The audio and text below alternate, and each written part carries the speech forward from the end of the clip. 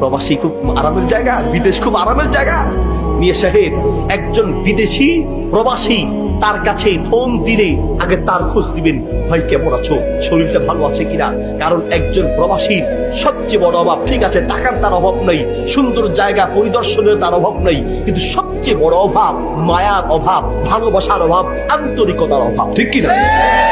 অসুস্থ হলে পরে সেই প্রবাসী লোকটাকে একটু মাথায় পানি দেওয়ার লোকটা খুঁজে পাওয়া যায় না। বহু প্রবাসীর জীবন এমন কেটেছে, সামান্য জ্বর হয়েছে, সেই জ্বরে একটু পানিটা নিয়ে খাবে সেই ব্যবস্থা হয় নাই। যে ঘরে ছিল একা, সেই ঘরে রাস্তা পচে দুর্গন্ধ বের হয়েছে। তারপরে মানুষ বুঝতে পেরেছে যে এই ঘরে একটা মানুষ মারা গিয়েছে, ঠিক কিনা? তাও কিছু বলতে সেই লোকটা খুঁজে পায় না। আরে বাংলাদেশের জেলখানা ওই প্রবাসের চেয়ে ভালো আছে। বাংলাদেশের জেলখানায় তো 1-2 মাস পরে আত্মীয় স্বজন দেখা যায়, একটু খোঁজখবর নেওয়া যায়, কথা বলা যায়। কিন্তু বিদেশ এমন এক জেলখানা, সেখানে চাইলেও বছরকে বছর নিজের মা আর বাপ স্ত্রীকে দেখতে পারে না, ঠিক কিনা? হুজুর মোবাইলে তো দেখি, মোবাইলে দেখলেই কি হয়? মোবাইলে দেখলে কি হয়? মোবাইল আর সরাসরি আল্লাহর এই 2 চোখ দিয়ে সরাসরি দেখা আর মোবাইলে দেখা 100 ভাগ পার্থক্য নয়, বরং লক্ষ লক্ষ গুণ পার্থক্য আছে। ভাই আমার, বলতে চাচ্ছিলাম 60টা বছর পর্যন্ত বিদেশ করেছে, দেশে আসার পরে অসুস্থ, আসার পরই অসুস্থ। অনেক প্রবাসীর জীবন এমন কেটেছে যে এত বেশি পরিশ্রম করেছে, 24 ঘন্টার ভিতরে 5-6-7 ঘন্টার ঘুম ছাড়া পুরো টাইমটা সে নিজের শরীরের উপরে জুলুম করে টাকা ইনকাম করেছে, ছেলের জন্য, মেয়ের জন্য, স্ত্রীর জন্য, সন্তানের জন্য, বাবার জন্য। আর দেশে আসার পরে শুধু পায় অপমান, লাঞ্ছনা আর অপদস্থ ঘৃণা। কথা বলে ঠিক কিনা? এত বছর যে বিদেশে কামিয়েছে না, দেশে আসার পরে ঘৃণা আর ঘৃণা। তবে হ্যাঁ, প্রবাসী মারি খালি যে সে একা কষ্ট করে তা আমি বলবো না। প্রবাসীর প্রত্যেকটা স্ত্রী আরো কষ্ট আছে, কারণ স্বামী ছাড়া একজন স্ত্রী স্বামী ছাড়া চলা যে কত কঠিন, এটা ভুক্তভোগী নারী ছাড়া পৃথিবীর কেউ বুঝতে পারবে না, ঠিক আছে?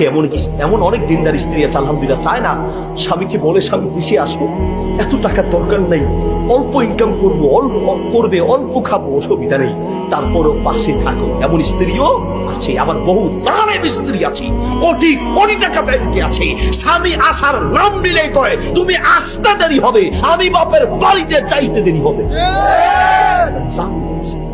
এমন জালেমও আছে। করোনায় কঠিন মুহূর্ত চলছে, এক প্রবাসী তো ফোন দিয়ে চোখের পানি ছেড়ে দিয়েছে, বলছে হুজুর করোনা যখন বাড়তে শুরু করেছে, সবাই দেশে পালিয়ে যাচ্ছে, এদিকে সবাই দেশে পালিয়ে যাচ্ছে, আমি বাসায় ফোন দিলাম যে দেশে চলে আসি, দেশের পরিস্থিতি ভালো হলে আসবো। হুজুর বিশ্বাস করেন, যাদের জন্য সারা জীবনটা শেষ করেছি সেই লোকটা, সেই কাছের বন্ধন, এমনকি নিজের স্ত্রী পর্যন্ত বলছে ওখানে আসার দরকার নেই। আরে করোনা এই সেগুলো টেনশন করার কিচ্ছু নেই। অথচ আমি দেশ ছেড়েছি 4টা বছর হয়ে গেছে, 4 বছর পরে বাড়িতে যেতে চাচ্ছি। আমার টাকার অভাব নাই, বহু সম্পদ কিনেছি, কিন্তু আমার সন্তান, স্ত্রী, আমার আত্মীয় সবাই বলছে আসলে যাইতে পারবা না, ওখানে থাকো। আছে কি নেই? তাদেরকে ব্যবহার করছি।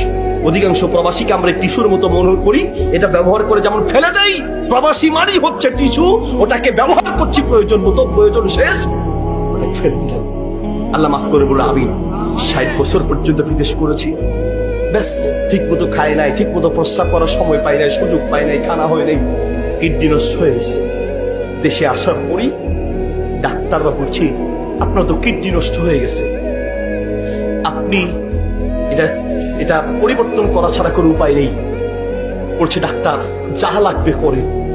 ডাক্তার সাহেব, আমি 60 বছর পর্যন্ত কুয়েতে থেকে যা ইনকাম করেছি সব আমার আছে, এই টাকা পয়সা বাড়ি গাড়ি সব বিক্রি করেন, সব নিয়ে যান, কিচ্ছু আমার লাগবে না, আমি ভিক্ষা করে খাবো, তারপর আমার কিডনিটাকে ভালো করার ব্যবস্থা করেন। আরে এই কোটি কোটি টাকা দিয়ে কি হবে? তার চেয়ে বড় নিয়ামত হলো আমার সুস্থতা, আমি সুস্থ থাকলে এটাই বড় নিয়ামত। ওই কোটি টাকার আমার দরকার নেই। আল্লাহু আকবার।